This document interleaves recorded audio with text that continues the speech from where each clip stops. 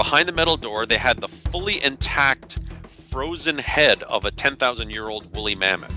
The tusks, the hair, the flesh, the whole head was intact and frozen and has been there for thousands of years. And it was amazing. And when no one was looking, I broke a little piece off and I had to try it because I wanted to taste it. Episode 373. Today we talk about Nepal, Siberia, climbing in North Korea, and we even discuss what it's like to taste woolly mammoth. All this and more with George Kourounis. This episode is sponsored in part by Canada Pet Food. You know your dog is the best part of your adventure, and a great way to keep him happy and healthy is by feeding him the best pet food. That's why you need to check out Canada Pet Food. Canada is an independent and family-owned pet food company who uses the same care and the same quality ingredients they want for their own pets when making their pet foods. Check out Canada.com/podcast. You're listening to the Adventure Sports Podcast, brought to you by 180 Tech. We talk with adventurers from around the globe to bring you the inspiration and motivation you need to get started in the outdoors or to keep you moving if you're already there. Now here's your host, Kurt Linville. Hey friends, Kurt here. I have George Kourounis on the line today, and I'm excited to catch up with him again and find out what he's been up to. As you may recall from previous episodes, George is a just worldwide renowned explorer who's made a career out of kind of being an adventurer for hire. He's the chairman of the Explorers Club. He is the explorer in residence for the Royal Canadian Geographic Society. He's traveled to over 65 countries, and he likes to go to our planet's most crazy places where Mother Nature is spitting out her worst, and to experience that and record it in a way that he can share it with the world. And so, George, welcome to the program. Oh, it's great to be back. Thanks for having me. You bet. Since we last had you on the show, you've been doing a lot of things, and we're going to touch on what we can in the time that we have. There's so much, but just in way of a bullet point summary, we're going to talk about a trip to North Korea. We're going to talk about a trip to Nepal. And we also have some more volcano action we need to talk about. So where would you like to dive in? Oh, wow. How about with the most recent? I literally just got back from Nepal a couple of weeks ago. And it was my first time visiting there. My first time in the Himalayas, actually, of all my travels. I've never been there before. And on this particular occasion, we were filming a TV show for the Weather Network here in Canada, sort of all about people recovering from the earthquake and the Himalayas and things like that. So I don't know. Have you ever been to the Himalaya region? I have not. I have several friends who have, but I have not made that trip yet.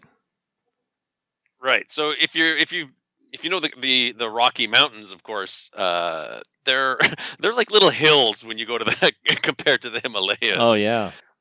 And if you're doing a trek to Mount Everest Base Camp, you fly to the world's most dangerous airport in Lukla, which is nestled in the mountains there, very precariously nestled in the mountains. And then you take about 10 days to acclimatize and hike up to Mount Everest Base Camp. And then if you want to climb Everest, you go from there. But thousands of people go to Everest Base Camp every year. But because we were filming a TV show, and we were basically talking about Earth's extremes and things that can kill you. Well, what we wanted to do was basically go there without acclimatizing at all. So we took a helicopter from Kathmandu, from Kathmandu to Lukla, and then from Lukla right up to Mount Everest Base Camp. And we had to stop about halfway just to unload a few people, unload all the extra fuel, because there's so little air for the helicopter blades to push against that you have to go as light as possible. And basically a helicopter is nothing more than 10,000 moving parts all trying to get as far away from each other as they can. and so we then had minimal load, 3 people up to base camp, and we weren't even sure if we were going to be able to land, but we did.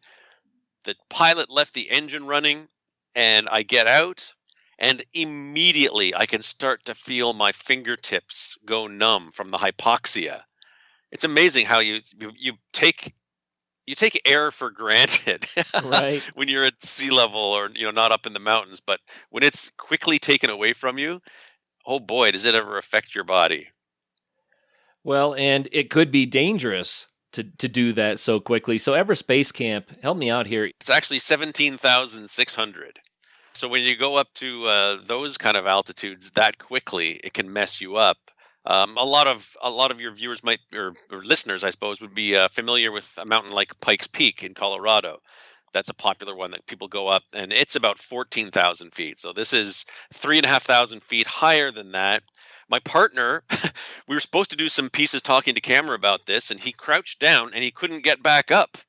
Wow. Our cameraman's yelling at him, get up, get up. And he's like, nope, I can't.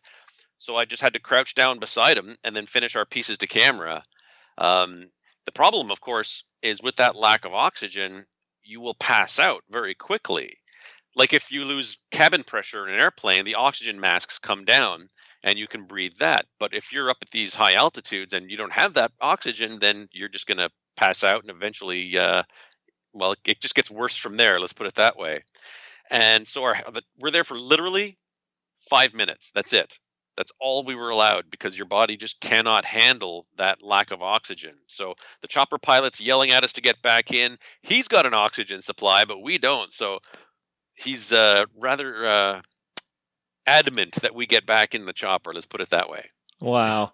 So what was the purpose of this? And I'm going to call it a stunt because that's really what it is. This was a stunt. Yeah, absolutely. Well, we were filming for a TV show, right? So we had to get these beauty shots of Mount Everest Base Camp.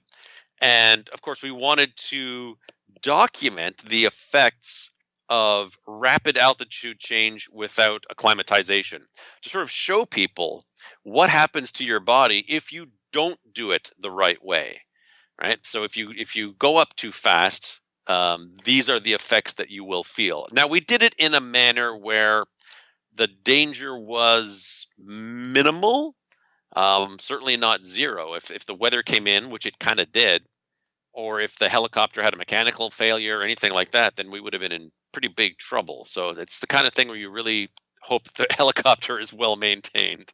Oh, well, I have never had that big of an altitude change all at once, obviously. Very few people on the planet could claim that.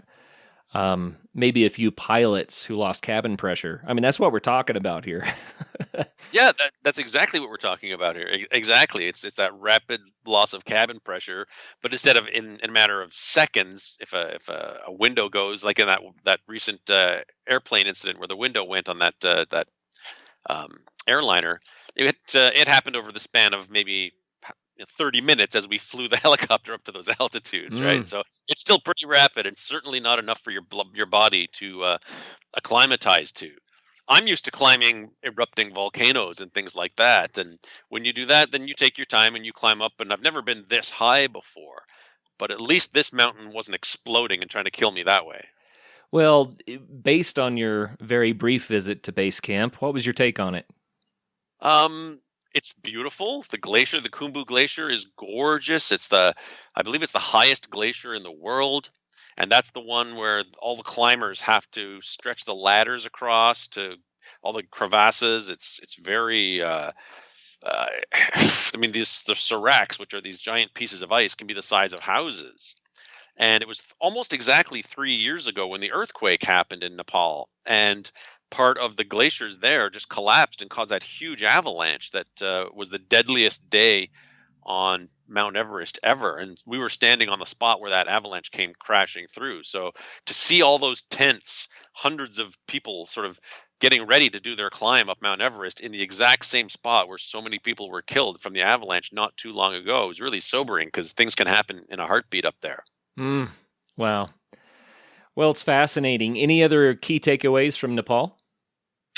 One cool thing we got to do is in our helicopter, we had an extra seat and we gave a lift to Kancha Sherpa, who was the last surviving member of Sir Edmond Hillary's 1953 climb to be the first people to reach the summit. So there's only one person alive left from that expedition. And I got to meet him, got to interview him. Super nice guy. And he needed a lift. So instead of calling an Uber, well, there's no Ubers in that part of the world. You can't roads even. So we gave him a lift in our helicopter because we had some space from between Kathmandu and up to Lukla. So that was awesome meeting him. This guy's a legend in the climbing community. What a treat. Yeah. Yeah, he's in his mid to late 80s now. Yeah, what a treat.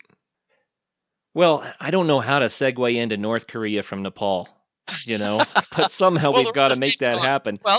well, I was mountain climbing, so people ask me what you do for vacation, right? Because I spend all my life traveling to all kinds of crazy places, from Antarctica to Iceland and Africa, Australia, New Zealand, Tonga, South Pacific, whatever.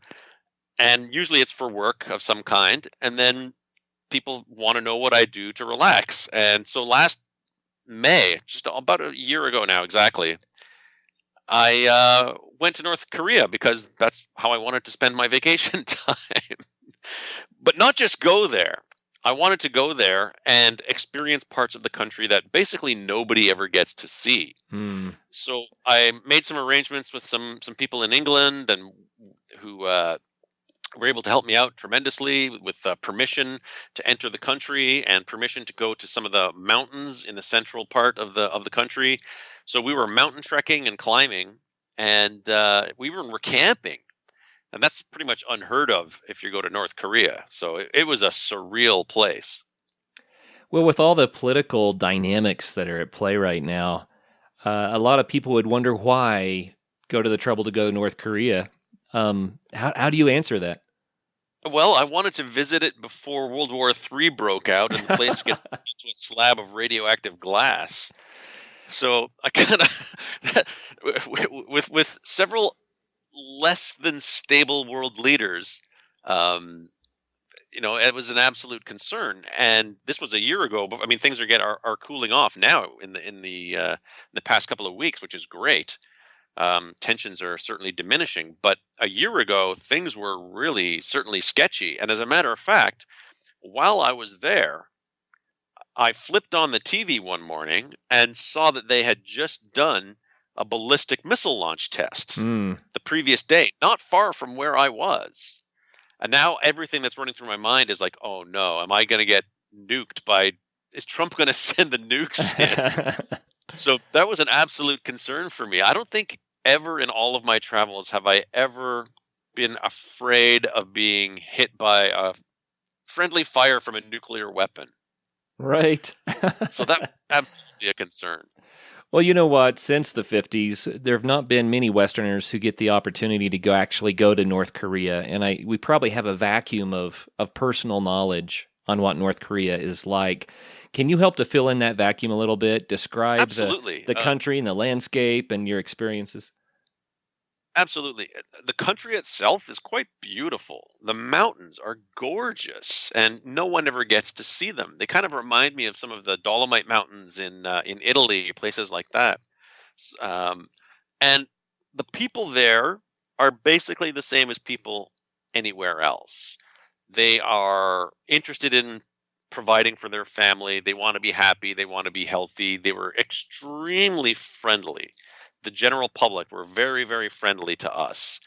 And they're interested in reunification with South Korea. Everything that we saw, every map that they showed us of Korea had North and South unified as one. They didn't show any border between the two. Of course, we went right to the border, and it was obviously heavily militarized, even though it's technically called the demilitarized zone. But by far, the vast amount of animosity was directed mainly towards the U.S., not towards South Korea, because, of course, of the war back in the 50s and such. And the strangest thing that I saw the whole time was an encounter that we had with a group of children. We had climbed to the top of this mountain where there's a nearby ski hill, and a group of children had taken the gondola up. And we round this corner. There's 20 or 30 kids with a whole bunch of adults taking their picture. The kids are all dressed up. There's a woman playing the accordion. Kids are singing and dancing. We're all sweaty from climbing this mountain. They had taken the gondola up. It's pretty funny. And they're having a great time. They invite us over. We take pictures with the kids. It's wonderful. Then they take out these plywood cutouts that are painted to look like grotesque caricatures of U.S. Army soldiers. And they hand the kids these sticks. And the kids would then go running up to these soldiers, these U.S. soldiers, and start whacking these cutouts, basically attacking the army soldiers. And so indoctrination happens at a very early age. The propaganda campaigns on the planet, I doubt there's a place on Earth where, there's more propaganda going on probably on both sides of the border there. Yeah, absolutely. And all I could do was say, I'm from Canada. I'm not an American, because of course, looking at me, they would have no idea whether I was American, Canadian, British, who knows, right? Right. So when I travel, I frequently tend to go out of my way to let people know that I'm Canadian. Well, I have to dive into kind of a deeper question about this. From such experiences as that, did you gain any insights for solutions? How can we make the world a better place in such areas? Well, part of the problem is that we love to be tribal. We love to propagate the us versus them mentality. And that is what you need for any kind of war or conflict, dehumanizing other people by calling them names, by treating them as something less than what you are. That's how we get into trouble, whether it's a skirmish between villages in Africa or whether it's global thermonuclear war.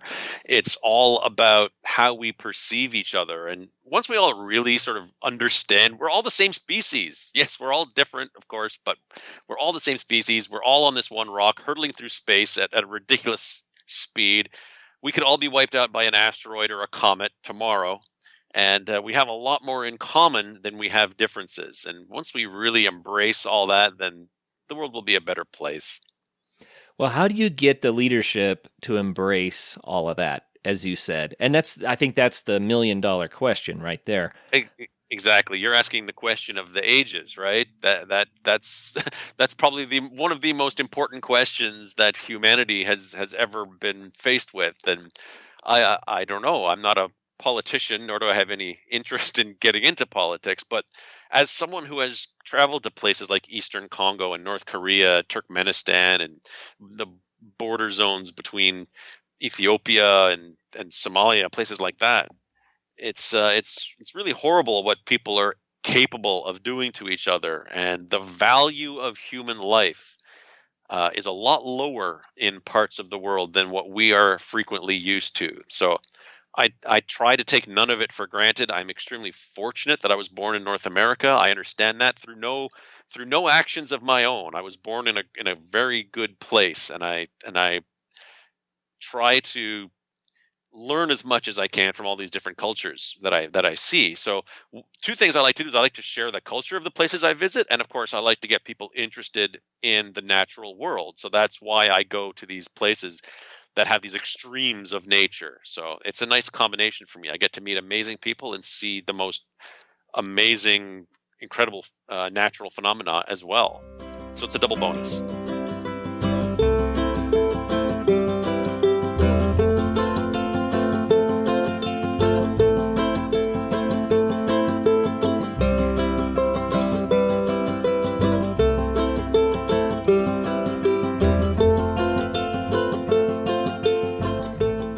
Well, what about your own personal safety? Did you have any concerns that you might end up behind bars somewhere and forgotten in North Korea? I mean, that does happen to people.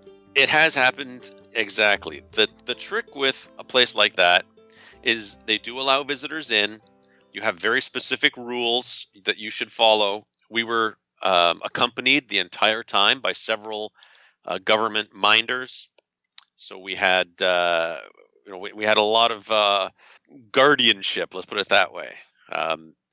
So there were several times when I was told that I had to delete photos off my camera because I took a picture of something that was quote unquote sensitive. It might have been a fence.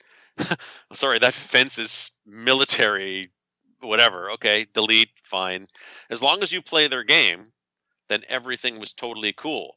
Of course, because it's North Korea, they can change the rules at any time. And just to give you a quick little example, it was our very last day. We had checked out of the hotel and we're on our way to the airport. And our minder comes out and was questioning one of the groups, like, who had room, whatever, 206. And the guy whose room it was, he put up his hand and he took him and he brought him back into the hotel. And there was a big problem. And we had to wait, and he seemed very agitated and upset. And it turns out the problem was the hotel key card, the lamination was starting to come off on one of the corners. And this, for whatever reason, was a big deal. So you never know what is going to become a problem or not. Like things that you think might be a problem are fine, but things that you would never even think twice about suddenly becomes a big issue. Mm. When you were planning the trip, was the purpose of the trip to kind of encounter this cultural phenomenon of North Korea right now, or was it more about seeing the landscape and interacting with that part of the globe? It was more about the landscape, but at the same time, because I knew that I was going to be shepherded and accompanied and guided the entire time, I knew that everywhere that I went was going to be exactly where they wanted to show me. Right. So Right. That's the big problem with going to a place like that is yes, you do get to meet some of the locals, but and we were able to wander the streets in Pyongyang in some really amazing neighborhoods, and it was fascinating. But our minders were never more than 10 feet away. Right. And we rode the subway and we were able to visit a whole bunch of really interesting places. So culturally, it was fascinating and significant, but at the same time, it's hard for me to know if I was able to see as much of the real North Korea as I thought I was, because the wool is never far from being pulled over your eyes or pulled off of your eyes, I suppose. Well, certainly they were directing your steps to the areas they felt were appropriate for you to view, right? But based on that experience, limited experience, how would you describe the status of North Korea as far as infrastructure and things like that? Well, not great, to put it mildly. The city of Pyongyang, where most of the people live, is fascinating. There's some incredible architecture there, including a 100-story pyramid building that's a hotel. It dominates the landscape, but it's never even been opened. They started building it in the 1980s. And it's never been finished. It's just sitting there like a statue. Wow. This empty building. So lots of money gets thrown into weird things. But yet when you go in the countryside, the roads are terrible, and you see a fair amount of poverty, and of course you're going to see things like that. At night, it was really dark. There is not a lot of electricity, especially when you go into some of the smaller towns. At night, you'd see a few lights, and that's about it. There was no central electricity to a lot of these places. But yet you go down the road, and there's some government project where they've built some sports arena or a ski lodge or like a big swimming pool or something. These beautiful monuments and statues and all this kind of stuff. But yet there's barely any electricity. So it makes you wonder about the priorities and how much the government is trying to not just convince the outsiders, but the people in the country as well, trying to sort of convince them that things are better than they are. The juxtaposition of extremes. Absolutely. Dogs make the best partners for outdoor adventures. Good food keeps your dog happy and healthy for those big days. So feed your pets Canidae. Canidae is an independent and family-owned pet food company who uses the same care and the same quality ingredients they want for their own pets when making their pet foods.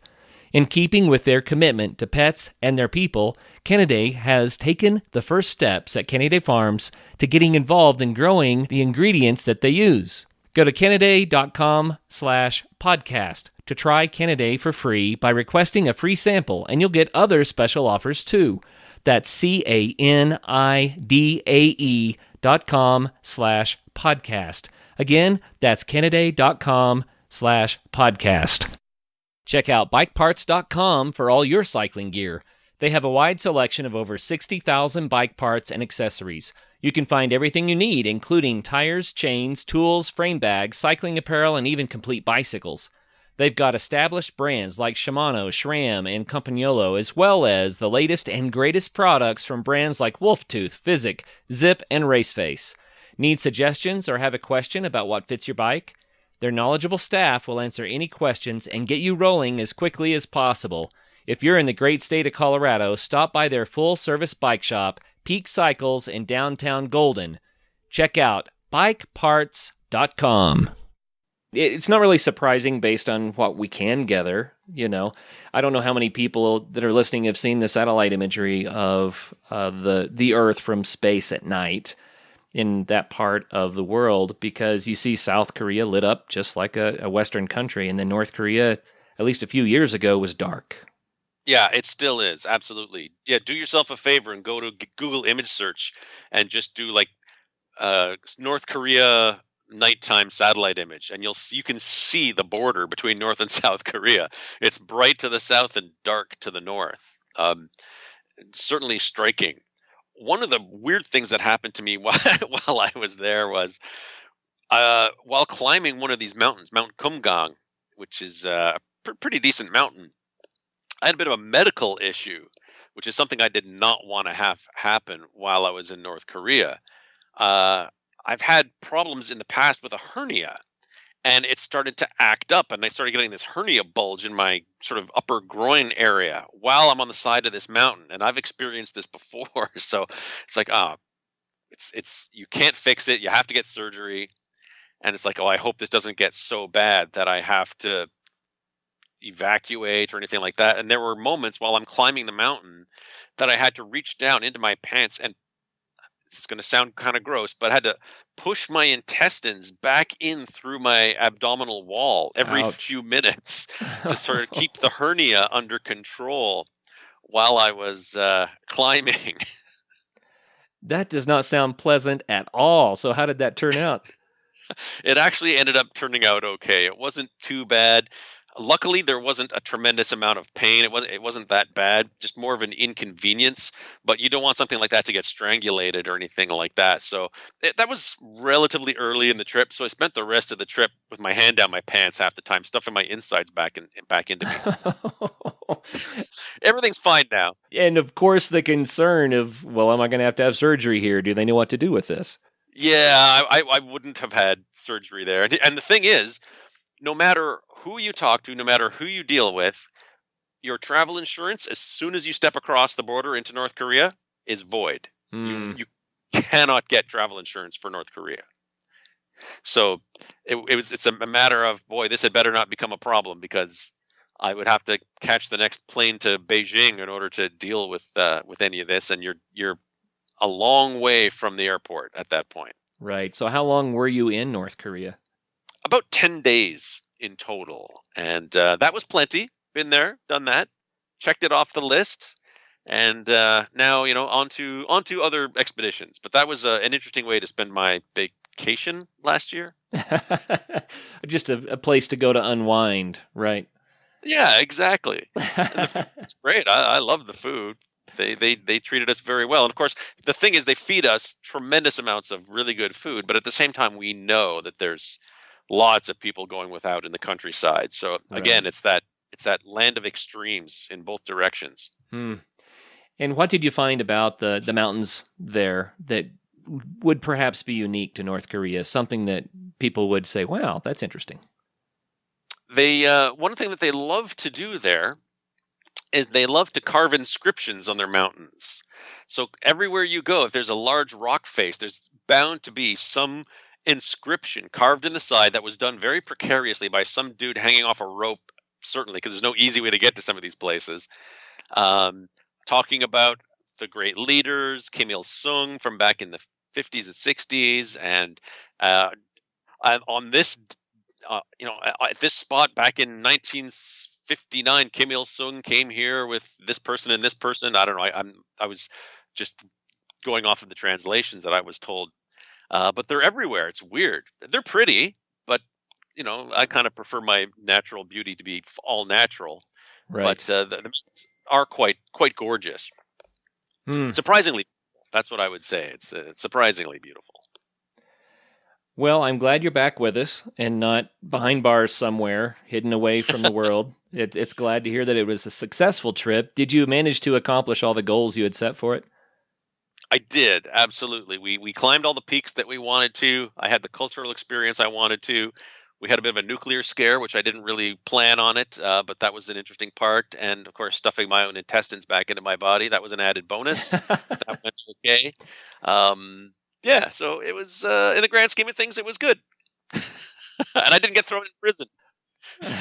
We actually had our own code words amongst ourselves because we didn't want to talk about like the prison camps, and we didn't want to really talk about Kim Jong Un around our minders that much. So we made up these code names. Like Kim Jong Un, we called him the pineapple, and the labor camps we called them the cheese factory.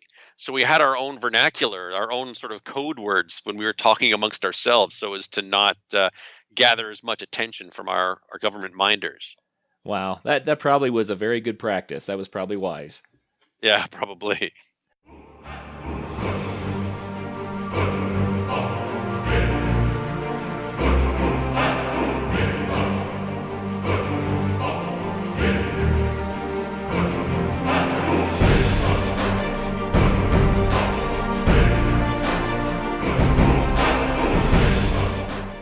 Well, let's move on to some of your other things that you have done recently. And I'm going to make a little list here for everyone again.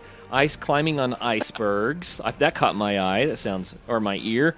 And also the volcano experiences that you've had. Why don't we just go to those two?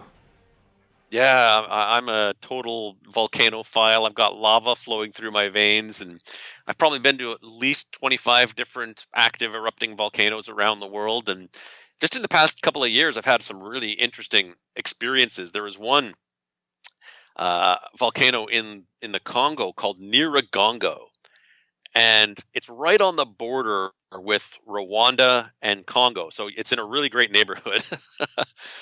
And it dominates the landscape. The city of Goma is got about 800,000 people, and it's not a very safe city. There's crime, there's been civil war, there's been all kinds of issues there, and twice the volcano has erupted and poured a river of lava through the center of this city. Once back in the 70s, and then again in 2002. And so this city is one of the most beleaguered in the world. It has everything going wrong for it. And it sits right between this Nyiragongo volcano and a giant lake, Lake Kivu. And the problem with Lake Kivu is that it has tremendous amounts of dissolved carbon dioxide deep at the bottom of this lake. And it's very similar to a lake in Cameroon that in 1986 the lake exploded, and all of that carbon dioxide came out kind of like shaking a Coke can, and it killed like 1,500 people along the shoreline. Well, here there's about 2 million people that live along the shore, with 800,000 of them in the main city. So if this lake were to explode and erupt, it would be absolutely devastating. So of course I had to go to this place and see all of this for myself, because it's not often you hear about lakes that can literally explode. And so we climbed this volcano, and I actually rappelled half a kilometer, something like, it was at least 1,200 feet, probably more like 14 or 1,500 feet, down to the very bottom of this gigantic crater. And at the bottom is the world's largest boiling lake of lava, and it just churns away 24 hours a day, 7 days a week. And it is absolutely spectacular. This thing is deeper than a skyscraper, and the lava lake is about as wide as a football field, and it's just gurgling with liquid rock, and there's this noxious gas, this sulfur dioxide gas that comes out of it all the time, and it is just this hellish place. And it was absolutely beautiful. But because the neighborhood is so bad, we actually had to have armed guards with AK-47 machine guns accompany us as we climbed up the side of the volcano, because the place is home to the M23 rebel group. And these guys are known for ambushing the park rangers on a frequent basis. And they love shooting at the United Nations helicopters as they fly around. Wow. What about protective equipment? I mean, if you're rappelling that close to this caldera of boiling lava that's giving off sulfur dioxide gas, which of course could just totally eat your lungs, right? How do you manage to stay safe? Yeah. Oh, exactly. What happens is when you breathe in that gas, it turns the moisture in your lungs to sulfuric acid. So your tears, the mucus in your lungs all turns acidic. So of course it burns and stings, and you cough, and it destroys your equipment, and all the rain turns into acid rain. So all our tents get destroyed. The ropes, by the end of the expedition, we usually have to throw out the ropes. Gas mask is absolutely essential. When you're rappelling down, you don't end up at the bottom near the lava. You have to walk quite a ways over to where the lava is. So you don't have to worry about the heat so much until you're at the very, very edge. But still, that gas it's insidious. Yeah, it's terrible. But when you're standing on the edge, the heat coming off is unbearable. And I have one of those aluminum heat suits that you wear if you work in a smelting plant or some type of foundry or something. And I still had burns on my arm where there was a gap between my sleeve and my metallic glove. And just that little bit of exposed skin got burned within seconds. So that tells you the idea how hot it is. I know there are people out there who want me to ask this question, so I'm going to try to speak up for them. Why? Why do this? That is an absolutely fair question. And the way I like to describe why I do these things is because I have a curiosity and a passion for nature, and specifically nature's extremes. I've got the skills, I've got the knowledge, I've got the research, I've got the connections to be able to go and visit these places. I'm very fortunate. And so I absorb all of this risk so that I can showcase these places to people that will never get to go to these spots or never want to go, but they want to see them. They love watching volcanoes erupt. They love watching tornadoes touching down. They love watching hurricanes making landfall, but they don't want to be there because it's too difficult. It's too dangerous. I'm more curious than I am afraid. Now, don't get me wrong. I get afraid in these situations. Absolutely. And it's the fear that helps to keep me alive. But my curiosity is greater than my fear. And my desire to share these places and showcase these spots is tremendous. And my hope is that it inspires other people to get excited about nature, and also to maybe inspire them to do things that frighten them. Now, I'm not saying go climb a volcano, but there's lots of things that people do that frighten me, like talking to insurance companies, for example. I would think insurance companies would be particularly difficult for you to talk to. I've had lots of interesting encounters with insurance companies. Yes, some not so great. Yeah.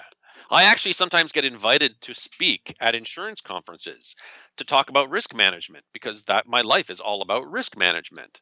And you're always continuously assessing the risk in these situations, and it can come from a million different places, and the stakes are very high. So you've got to become very good at knowing your limitations, your equipment's limitations, the dynamicness of the situation that you're in that can change with the behavior of a volcano or with the weather. Literally in a matter of seconds, things can change dramatically. So being able to take all that sensory input, interpret it, and then assess the risk from minute to minute, that's basically what I do for a living. Anyone who does anything outdoors or in the adventure world, if you're a surfer, or if you're a climber, or anything like that, if you're a paraglider, you're doing the same thing. You're assessing your situation every second to determine whether you're going to be able to continue doing this, or do you have to back off? Do you have to change your strategy? And that applies to anything, right? You can take those same principles and apply them to anything. Sure. Well, you have been in a lot of different types of environments that are extreme, obviously. It's not just the volcanoes. I mean, you've been a part of a storm chasing organization looking for the tornadoes. You've been in deep caverns that are superheated with giant crystals. You have, I can't imagine the number of different environments. Do these places just call to you? Is it just what you want to do? Absolutely. They absolutely call to me. Whenever I'm at home, I spend a lot of time on the internet, just researching the most bizarre natural phenomenon, the craziest places on Earth, and they call to me. And like, for example, there's this place in Siberia that I went to a couple of years ago called Oymyakon, and it's the coldest permanently inhabited place in the world. So the coldest town on Earth, and it's in the middle of Siberia. And to get to it, you have to drive for several days along what's called the Road of Bones. And it was built by the old Stalin-era Gulag prisoners. If you were a political prisoner and you died while building this road, they just buried your body in the road. So there are thousands of bodies literally buried in this dirt road. And so it's difficult to get to. We went in the middle of winter, of course, and it was minus 40. And that was a bit of a heat wave. We were actually expecting it to be colder. But just to be able to go to this place and meet the people who live there and showcase this spot. And I spent a night sleeping in a tent with a reindeer herder, stuff like that. So, like, not many people get the opportunity to do these places. Most people don't even know that these places exist. So it's my mission to showcase them. And just as an interesting little side note, while I was there, we were doing a bit of a story about climate change and how the permafrost in Siberia is melting quickly, and it's releasing more methane gas, which then creates more greenhouse effect. And one of the byproducts of the permafrost melting is they're discovering all of these woolly mammoths that have been frozen in the permafrost for 10,000 years. And so now there's this cottage industry of these guys going out and searching for these woolly mammoths for the ivory, because it's sort of an ethical ivory trade now. Wow. And we were in this spot deep underground in this this tunnel that had been carved out. And there was this metal door. Behind the metal door, they had the fully intact frozen head of a 10,000-year-old woolly mammoth. The tusks, the hair, the flesh, the whole head was intact and frozen and has been there for thousands of years. And it was amazing. And when no one was looking, I broke a little piece off and I had to try it because I wanted to taste it. No. And if you've ever tried any meat that's been freezer burned, then you have a bit of an idea what this tasted like. Ugh. But just multiply that by 1,000. So how did your digestive system do with that? At first, it was fine. But then, after a couple of days, after about 2 days, I started to get this terrible fever and the chills. Meanwhile, it's minus 40 outside. And I was worried that I might have awoken some 10,000-year-old virus, and I might be responsible for the actual, mass pandemic of some kind of coronavirus from this mammoth. So I was quite worried about that. And of course, when you're sick, it's awful, and you've got stomach issues and fever. And in this part of Siberia, there are these outhouses. It's just a squat hole in the floor of the outhouse. And because anything that falls through that hole freezes almost immediately, you end up with a steep-sided cone of human excrement. And the tip of the cone protrudes above the hole. Oh, no. Imagine traveling on a Siberian highway in the middle of winter. It's minus 40. You've got a fever, thinking that you might be responsible for wiping out the entire human species. And you go to deal with your explosive diarrhea, and this is what you're faced with. So, yeah, I do it so you don't have to. Well, thank you for that one. Not my finest moment. I know that around melting glaciers, there are protozoa that come from that same period of time, to maybe 10,000 years ago, that end up in the streams and things, and it can make you sick. I wonder if that's what you encountered. Yeah, I spoke to a doctor afterwards when I got home, and he was absolutely convinced that it was this mammoth that made me sick. Yeah. Yeah, don't eat 10,000-year-old meat. That's the best advice I can give your listeners. Well, you may be one of the few people on the planet who could ever attest to such a thing. Maybe the only living person who could ever attest to such a thing. Perhaps. I'm sure there are many of us. Wow. As I'm sure you know from listening to the Adventure Sports Podcast, some of the safest and best snow conditions for backcountry skiing of the whole year happen in the springtime. And Bentgate has the gear you need. Come check out the latest in alpine touring, telemark, NTN, and splitboarding gear. They have brands like Black Crows, DPS, Dynafit, G3, Icelandic, K2, Technica Blizzard, Arc'teryx, Mammoth, Solomon, Volley, Neversummer, Jones, and BCA. And you do need to be safe out there. Bentgate has the latest in avalanche safety gear. They have beacons, airbags, shovels, and probes, and they're ready to help you educate yourself on snow safety. They also rent out gear, so you can get your skis and your boots there, as well as your avalanche safety equipment. What's more, they also have free demo ski days at local resorts, so you can try out the latest gear. Now, how much fun does that sound?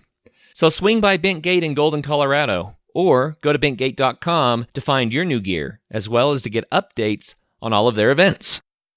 Well, what about ice climbing on the icebergs? Why were you ice climbing icebergs? Yeah, I've done a bunch of ice climbing in Canada and Antarctica, and I've even climbed on an iceberg before in Iceland.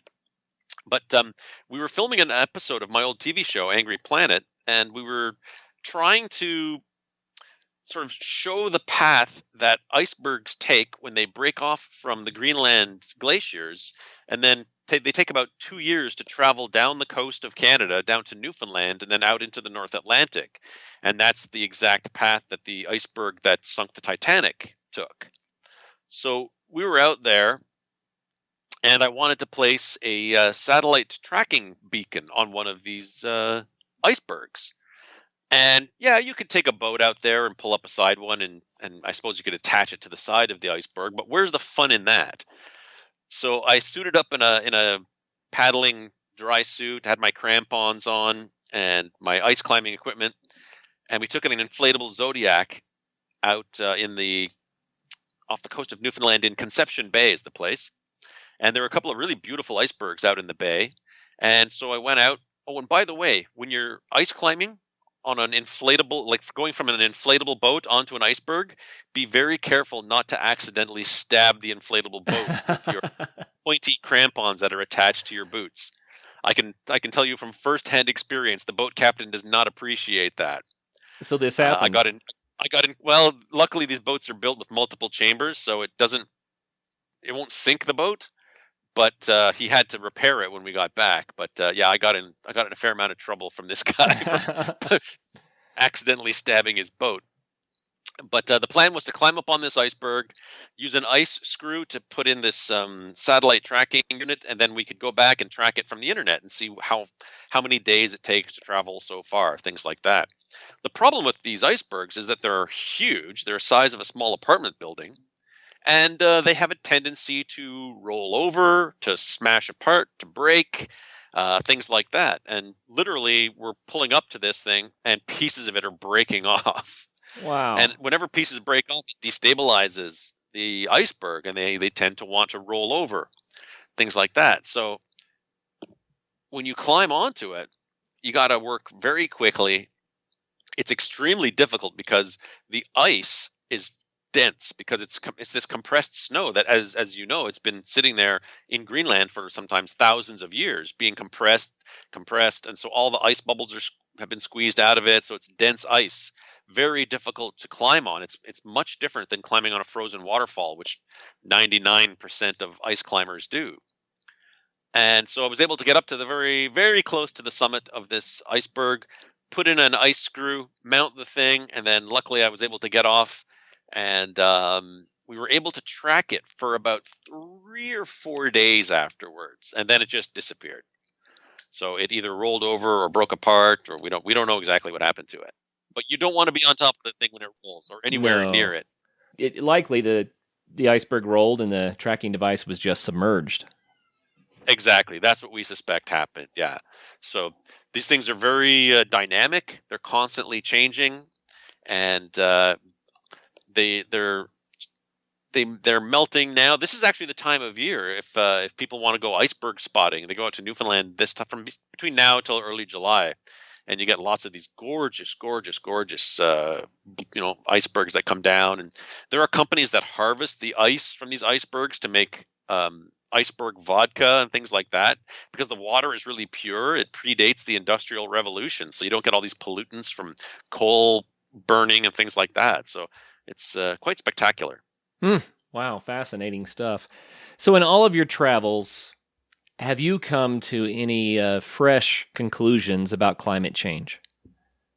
Well, the scientists are right, and the things that I've seen perfectly align with what the climate scientists are saying. We were in Tuvalu, this tiny little island nation in the South Pacific, and they are so concerned about sea level rise that the government is actively working on a plan to evacuate the entire nation because it might be completely uninhabitable within the next 50 years or so. We were in Bangladesh, where 500,000 people every year are moving from the coastal regions to the main city of Dhaka, which already has about 11 million people, because their farmland is literally being eroded into the sea. We had people pointing out to the ocean saying, that's where my farm used to be. So it's not like they just lose their farmhouse, they lose all of their land. They can't even, there's nothing to farm because their land literally no longer exists. So we're already seeing refugees that are being displaced in a large part due to climate change, and we're only expecting it to get worse. The good news is that I have hope. The generation that's growing up now is extremely aware and far more environmentally conscious, so that gives me a lot of hope for the future.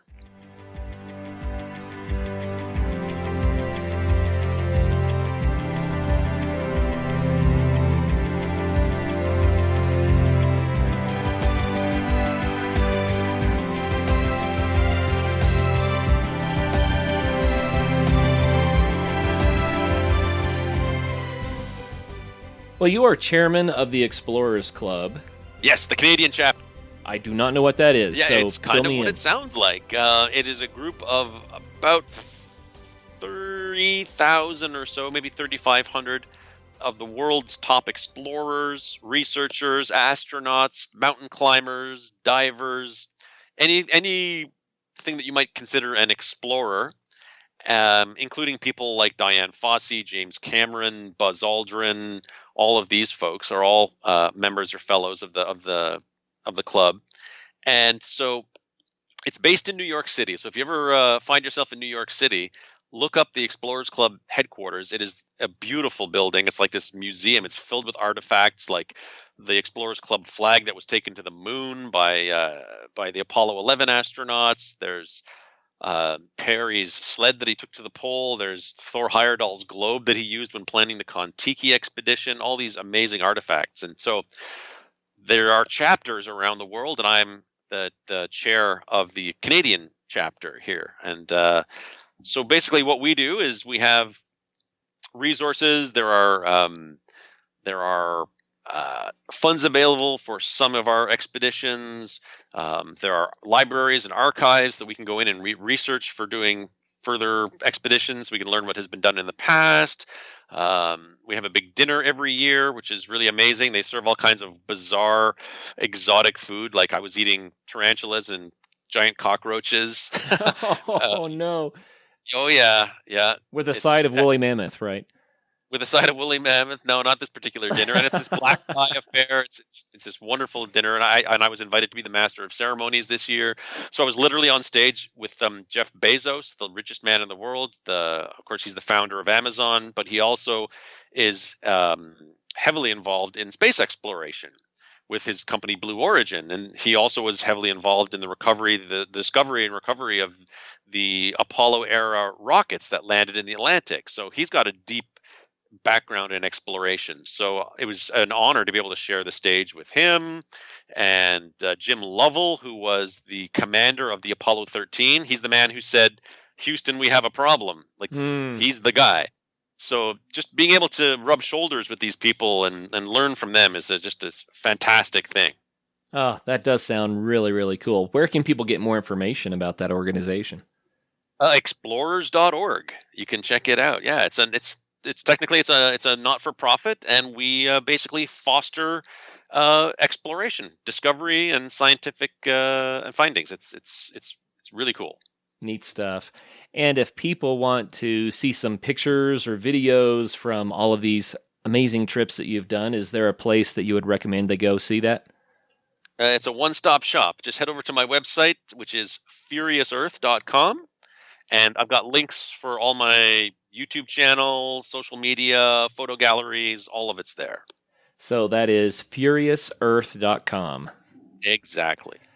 Well, George, we're running out of time, but I'll bet you have one more story, something maybe a little inspirational or surprising that you would like to close us out with. Oh, geez, I have so many. One thing that I like to sort of, especially when I'm talking to kids, I like to stress to them how we are so distanced from nature. We spend most of our life living in a climate-controlled house, going to a climate-controlled car. We go to our climate-controlled school or job, and we spend very little time appreciating nature. And that sense of awe, of just your jaw-dropping awe at witnessing something in the natural world, is something that very few people get to experience all that often.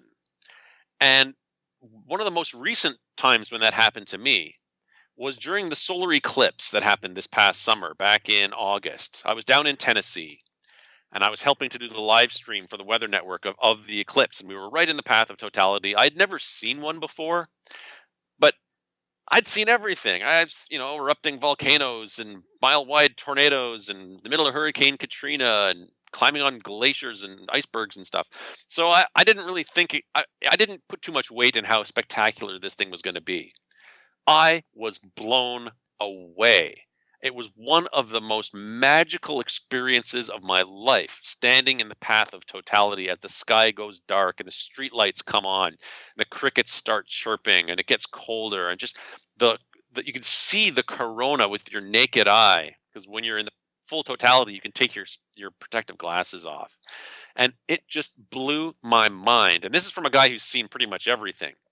So what I highly recommend is, in a few years, there's going to be another total solar eclipse in the United States. I think it's 2024, if I'm not mistaken. Someone could easily correct me on that. But if you can possibly find your way into the path of this thing, it will change your life. You will pick your jaw up off the ground if you've never seen one of these things before. I love it. I love that stuff. And nature is so cram-packed full of those sorts of experiences. And sometimes they're big, like a solar eclipse or a volcano. Sometimes they're small minutia that, if you take time to notice, will just blow your mind. But yeah. Like a butterfly landing on your hand. Oh, yeah. Something as simple as that. Yeah, absolutely. Absolutely. But it's a matter of, like you said, getting out there so you can have those experiences. Because until you go out, you won't have them. So you just have to go. Exactly. You will not have those experiences if you're sitting in your house. Period. Well, George, thank you very much for sharing again all of your crazy adventures that you've had and the things that you've been up to lately. It's always an honor to have you on the show. Pleasure is all mine. And for all the listeners out there, wow, look up George Kourounis, furiousearth.com. And look at what he's been up to. It is mind-blowing, and you might be inspired to go try a few crazy things yourself. So until the next show, make sure you do get out there and have some fun. All right, that'll do it for our episode with George Kourounis. He's always a great guest when he comes on, and he always has awesome information about his recent trips. Until the next time, be sure to visit us at patreon.com/adventuresportspodcast and become a patron. And until the next episode, make sure you do get out and have some fun.